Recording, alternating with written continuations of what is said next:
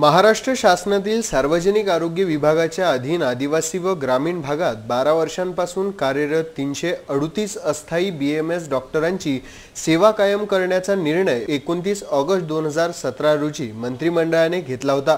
परंतु मंत्रिमंडळाच्या निर्णयाला 1 वर्षाचा कालावधी पूर्ण होऊनही आतापर्यंत अंमलबजावणी होऊन शासन निर्णय झालेला नाही, ज्यामुळे अमरावती जिल्ह्यातील कार्यरत 73 अस्थायी वैद्यकीय अधिकाऱ्यांच्या प्रतिनिधींनी जिल्हाधिकाऱ्यांमार्फत मुख्यमंत्री, आरोग्यमंत्री, अप्पर मुख्य सचिव व मुख्य सचिव यांना निवेदन पाठविले।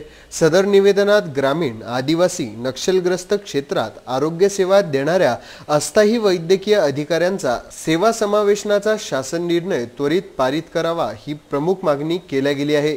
निवेदन देतेवेळी doctor Premkumar Baghele, doctor Praful Gorde, doctor Shubhangi Raut, doctor Rashmi Chavan, doctor Zuber Ali सह आदी डॉक्टर उपस्थित होते।